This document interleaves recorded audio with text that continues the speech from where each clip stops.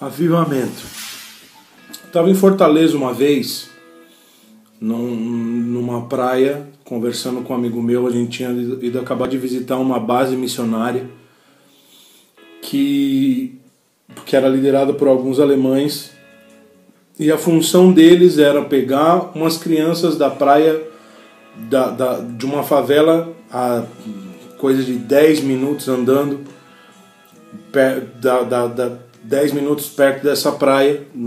Tinham duas favelas, uma próxima à outra, e essas duas favelas tinham guerra. Então a função dessa base missionária, das pessoas que estavam nessa base, era ir até a favela de cima, pegar as crianças, descer, acho que, se eu não me engano, de 15 em 15 dias, e levar essas crianças para a praia. Mas eu não sei se você prestou atenção, falei que eram 10 minutos da praia. E por que essas crianças, e muitas dessas crianças foram a primeira vez, conheceram o mar, que estava a 10 minutos da casa delas, pela primeira vez através dessa base missionária. Através desses missionários de outro país que vieram para trabalhar com essas crianças. E por que isso acontecia? Porque eles tinham guerra. Muitas daquelas crianças eram filhos de outros traficantes, e eles tinham guerra entre essas duas favelas, e a função desses missionários era trazer essas crianças, levar essas crianças para a praia e ter um dia de divertimento com eles. E a favela de baixo, que era bem mais perto da praia, permitia que esses cristãos fizessem isso. E aí eu estava conversando com um amigo meu, nós estávamos ali diante dessa realidade, e o detalhe era que naquele dia eu vi que era uma casa muito pequena, e morava muita gente nessa base, e eles não tinham nem ventilador. Quem já foi para o Ceará sabe do que eu estou falando, aquilo é muito quente.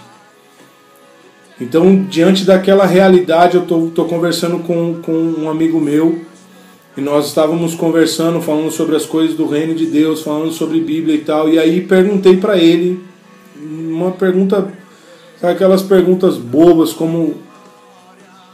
bobo assim, assunto que não tinha nada a ver. E eu viro para ele e falo assim: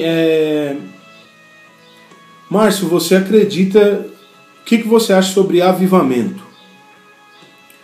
Ele parou, olhou para o mar, coçou um pouco a cabeça, olhou para mim e falou assim: Léo, eu não estudei sobre o assunto, não consegui, não sei muito para poder te falar. Eu sei de uma coisa: eu estou concentrando toda a minha vida em viver o amor, e se sobrar tempo eu vou pensar sobre avivamento.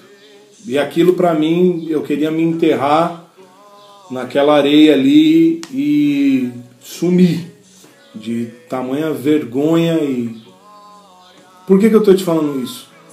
Muito se fala sobre avivamento nos nossos dias, só que se você for ler na Bíblia, Joel já dizia isso lá atrás. Muito tempo atrás, Joel já falava, a gente canta sobre isso, sobre um derramar nos últimos dias, sobre um avivamento. Mas nós queremos um derramar, e algumas pessoas elas afirmam que esse derramar já está acontecendo, que esse avivamento já existe, que o Espírito sendo derramado por toda a carne, ele já existe.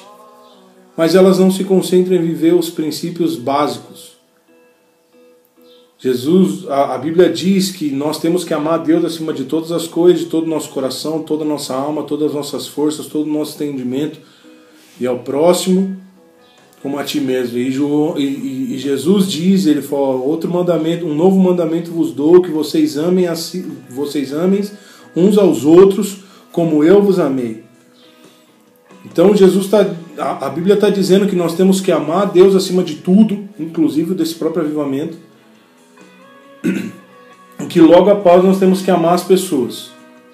Outrora amar como a nós mesmos, e agora nós temos que amar como Jesus amou.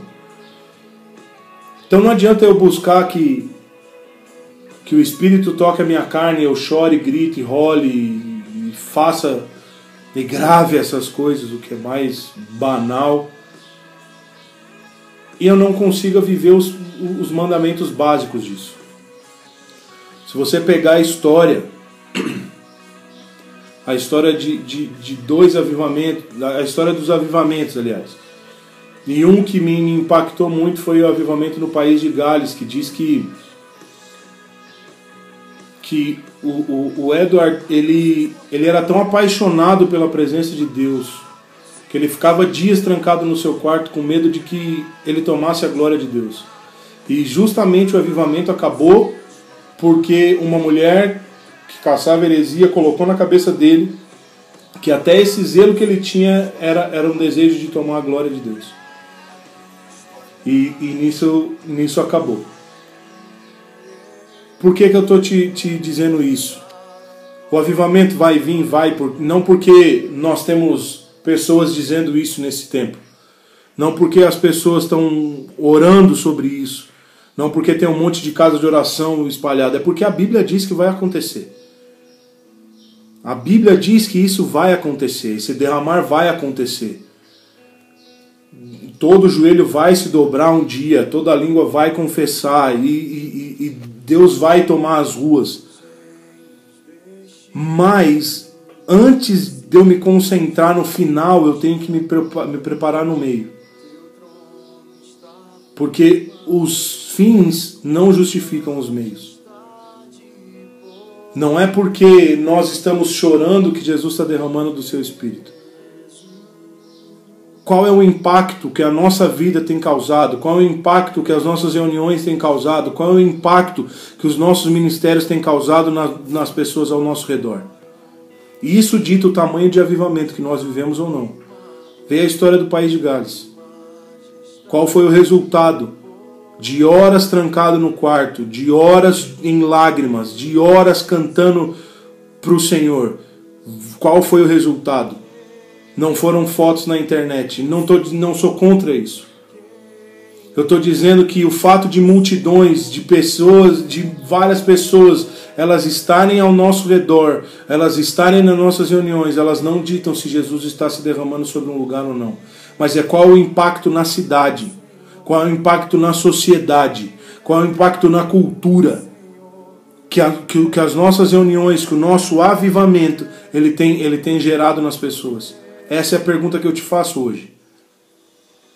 Ele vai derramar do seu poder, mas nós estamos buscando um poder por poder, ou nós estamos buscando a face de um Deus altíssimo, e no meio do caminho ele vai derramar o seu poder, mas nós estamos buscando a ele, não um derramar, não um poder, não um fogo, nós estamos buscando a ele.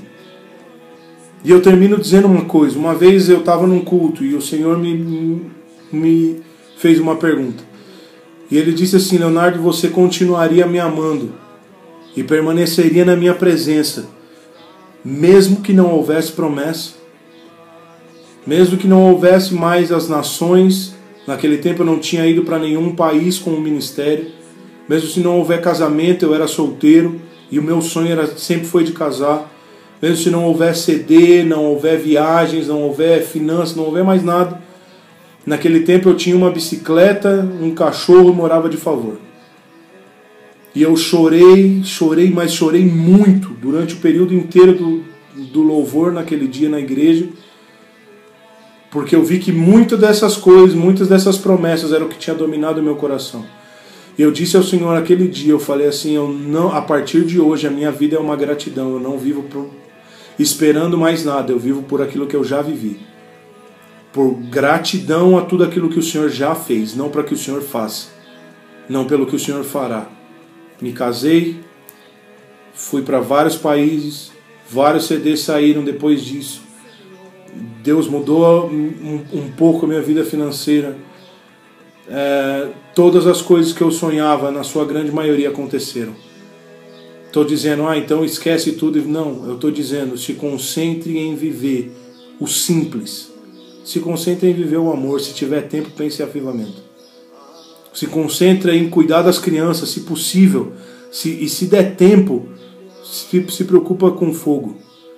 Se preocupe em ser relevante. E quando eu falo relevante, eu não estou falando em famoso. Ser relevante é ser efetivo onde você está. Ser exemplo onde você está.